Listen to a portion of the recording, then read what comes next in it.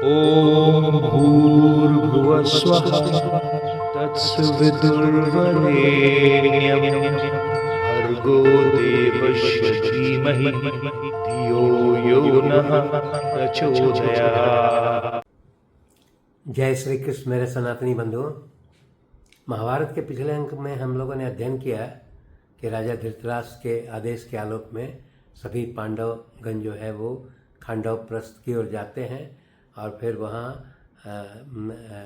इंद्रदेव तथा विश्वकर्मा की मदद से एक सुंदर नगर इंद्रप्रस्थ का निर्माण किया जाता है और उसी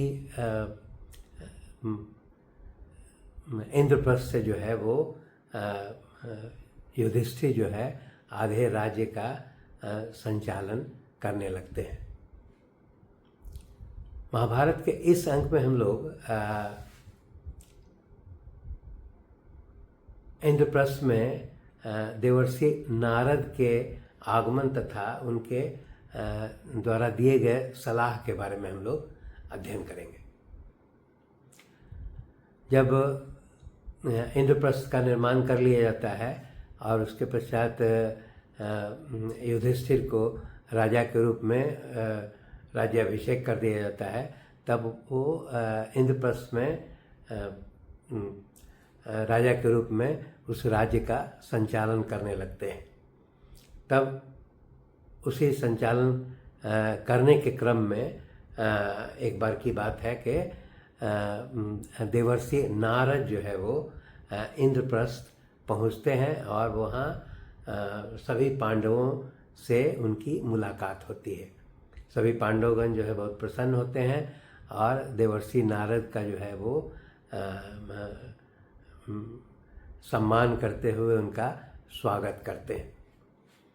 यहाँ पर दिया गया है कि देवर्षि नारद जो है वो सभी वेदों के महान ज्ञाता है और उसके बाद सभी विद्याओं के पारंगत पंडित हैं।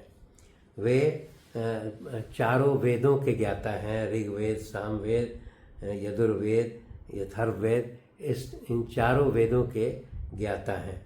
इसके अलावा न्याय शास्त्र के भी पारंगत हैं और उसके बाद फिर उनका दिया गया है कि वो ऊंचे कद के, लंबे कद के हैं तथा शुक्ल वर्ण के हैं।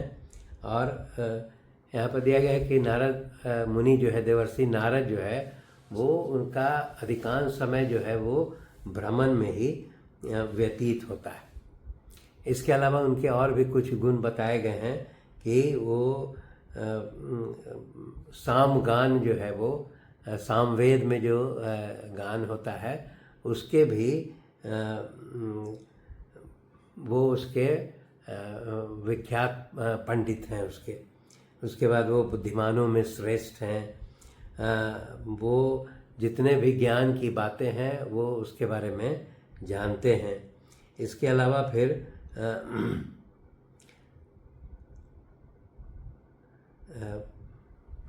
इसके अलावा जो है वो साहित्य के बारे में भी बहुत सारी उनको जानकारी है।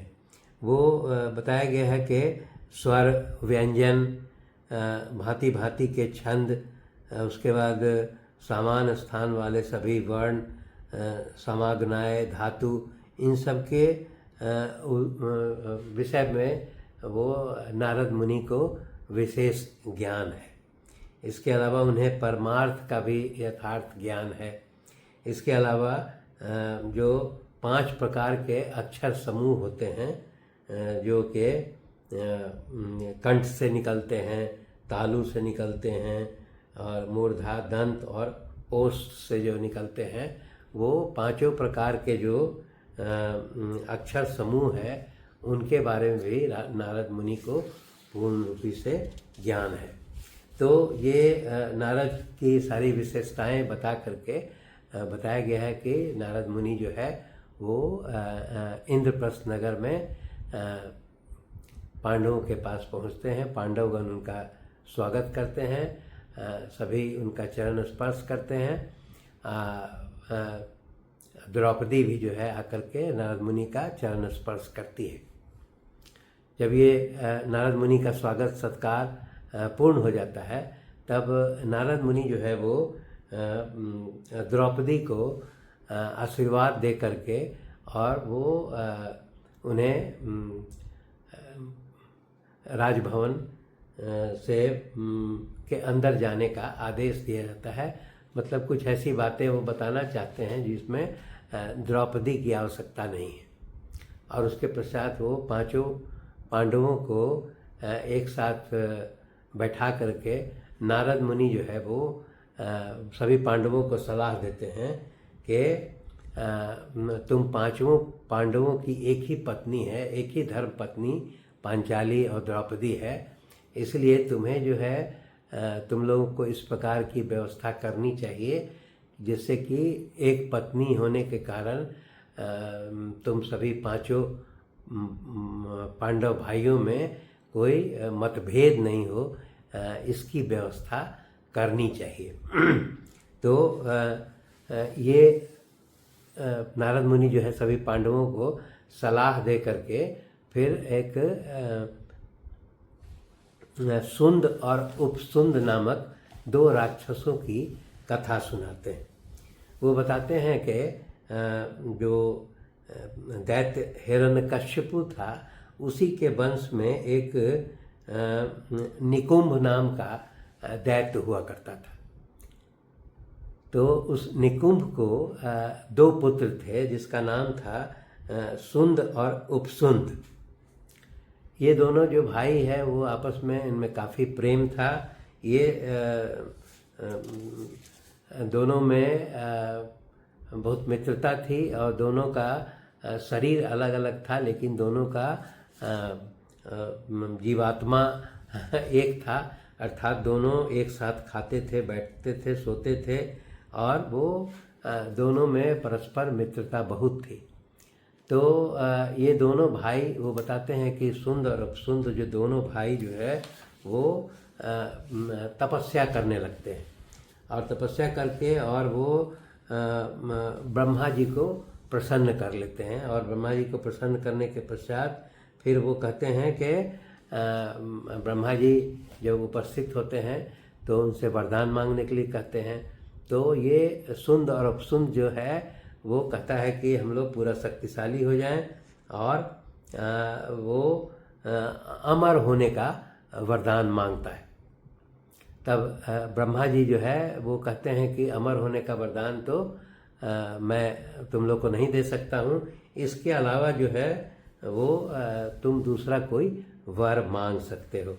तब जो है वो सुंद और उपसुंद जो है एक वर मानता है कि हम लोग शक्तिशाली तो हो ही जाएं, इसके साथ यह वर मांगता है कि हम दोनों को एक दूसरे के अलावा कोई दूसरा हम लोग का वध नहीं कर सके।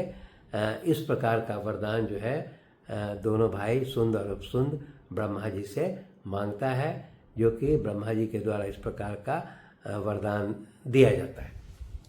तो इसके पश्चात जो है वो जब सुंद और उपसुंद को इस प्रकार का जो वरदान मिल जाता है तब ये राक्षसी प्रवृत्ति का था और उसके पश्चात ये काफ़ी वो देवताओं पर अत्याचार करने लगता है और वो देवता लोग जो है वो स्वर्ग छोड़ करके और वो पलायन करने लगते हैं, भागने लगते हैं। और उसके पश्चात जो है सब यज्ञ जो है वगैरह छोड़ देते हैं। ब्राह्मण लोग जो है सारे नियम त्याग करके वहाँ से भागने लगते हैं और सारा आश्रम जो है वो उजाड़ कर दिया जाता है।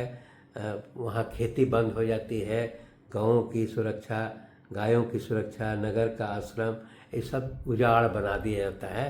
और इस प्रकार जो है ये सुंद उपसुंद जो राक्षस है वो पूरा आतंक मचा करके और सभी ब्राह्मणों को नष्ट करने लगता है। तब जो है यहाँ पर देता है कि सारा जो है वो यज्ञ, तपस्या और श्राद्ध कर्म, मंगल कार्य, ये सारे कर्म जो है वहाँ पर बंद हो जाते हैं। इस प्रकार जो है वो पूरे ये क्षेत्र जो है कुरुक्षेत्र ही है, उसमें सारे लोगों को भगा करके और वहाँ पर पूरा राक्षस प्रवृत्ति के लोगों का साम्राज्य कुरुक्षेत्र में स्थापित कर दिया जाता है। तब जो है वो जितने देवतागण, ऋषि, महर्षिगण जो है बहुत दुखी होते हैं, और दुखी होने के पश्चात वे सभी जो है वो ब्रह्मा जी के पास इसका शिकायत लेकर के जाते हैं, और वो बताते हैं कि आपने इस प्रकार का वरदान दे करके सुंद और अपसुंद को इतना शक्तिशाली बना दिया है कि वे सभी देवताओं पर अत्याचार कर रहे हैं, इसलिए वे ब्रह्मा जी से इसके निदान का अनुरोध करते हैं।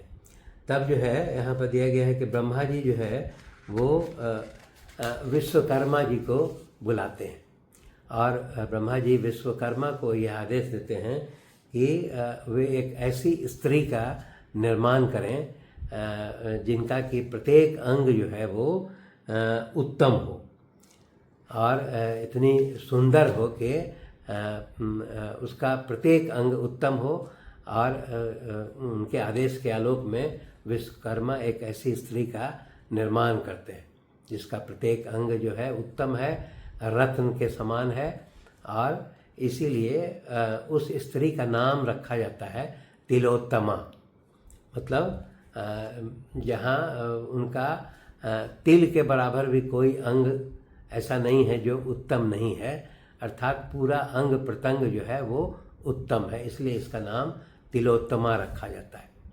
जब ये तिलोत्तमा का वो जो उपस्थित होती है और फिर ब्रह्मा से वो पूछती है कि मेरे लिए क्या आदेश है, तब जो है वो ब्रह्मा जी आदेश देते हैं कि तुम ये दो राक्षस सुंद और उपसुंद है, उसके पास जाओ और उन्हें अपने रूप यौवन से इनको प्रभावित करो, जिसके कारण ये आपस में विवाद करें।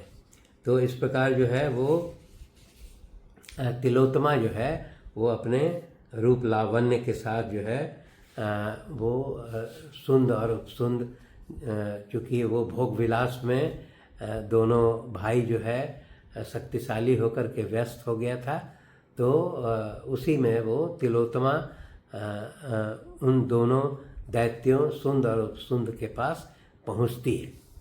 जब वहाँ पहुंचती है तो सुंद और उपसुंद जो है तिलोत्तमा को देख करके दोनों भाई जो है वो मोहित हो जाते हैं, और दोनों भाई मोहित होने के पश्चात दोनों आपस में विवाद करने लगते हैं। सुंद और उपसुंद दोनों कहता है कि ये पहले मेरी पत्नी बनेगी, और दोनों में आपस में इस बात को लेकर के विवाद हो जाता है, और अंत में जो है उसी तिलोत्तमा के कारण दोनों भाई आपस में गदा से लेकर के युद्ध करने लगते हैं, और दोनों एक दूसरे पर गदा से आघात करते हैं, और उसके पश्चात दोनों भाई की उसी एक दूसरे के युद्ध में दोनों भाइयों सुंद और उपसुंद की मृत्यु हो जाती है। तो इस प्रकार जो है वो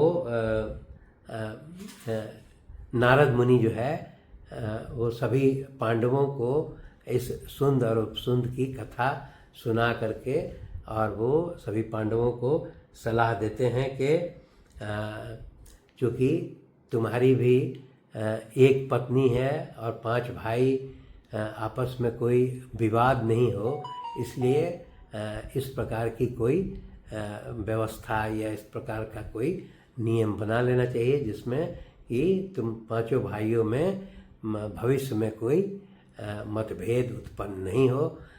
इतना कह करके फिर वो नारद जी चले जाते हैं। तब सभी पांडव आपस में विचार करते हैं, और विचार करने के पश्चात 5 पांडवों के द्वारा एक नियमावली बनाई जाती है। वो नियमावली ये थी कि द्रौपदी जो है प्रत्येक पांडवों के पास एक एक वर्ष करके निवास करेगी बारी बारी से।